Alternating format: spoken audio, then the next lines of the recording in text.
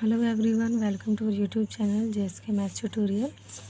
आज का हमारा क्वेश्चन है find 10th term of AP series. एक एपी सीरीज़ हमको दी हुई होगी और हमको उसका 10th टर्म फाइंड करना है। तो सबसे पहले हम लिख लेंगे गिवन सीरीज़ हमारे पास क्या है।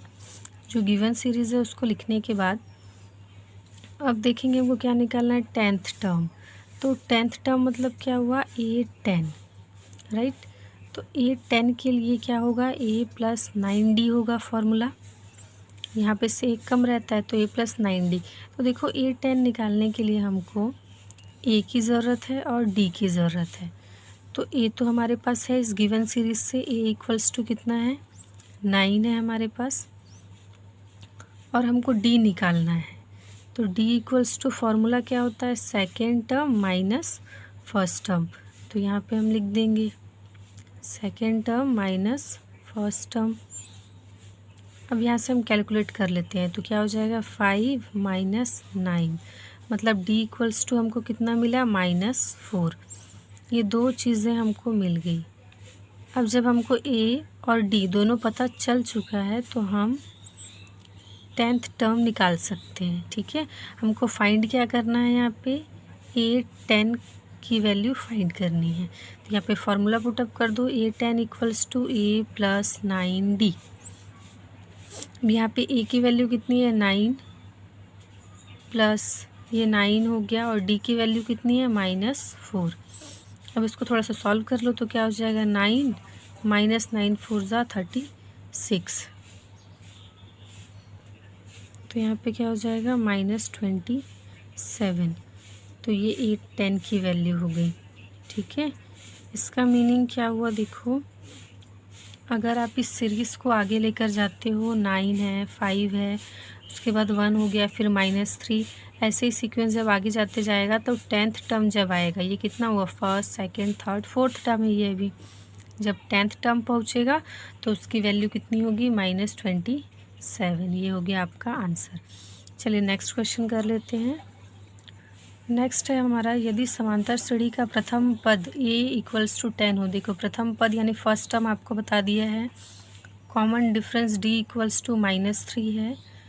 तो सीरीज़ का प्रथम 3 पद लिखिए। शुरू के 3 टर्म्स आपको लिखने हैं।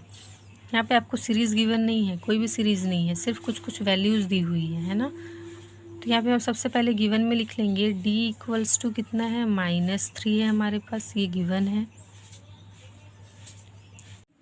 और यहाँ क्वेश्चन में हमको फर्स्ट टर्म गिवन है, यहाँ पे लिखा हुआ है ना, where the first term A = 10। तो यहाँ पे A1 जो है हमारा क्या हो गया, 10।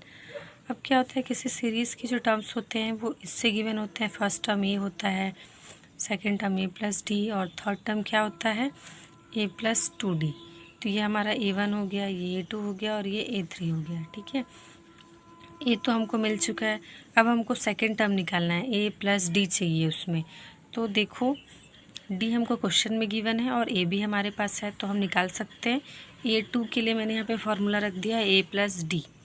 A की वैल्यू 10 हो गई, D की वैल्यू -3। यहाँ पे पुट कर देंगे तो 10 - 3 कितना आ गया, 7। तो A2 हमको क्या मिल गया, 7। इसी तरीके से हम निकाल लेंगे A3। तो A3 के लिए फॉर्मूला क्या होता है, A+2D।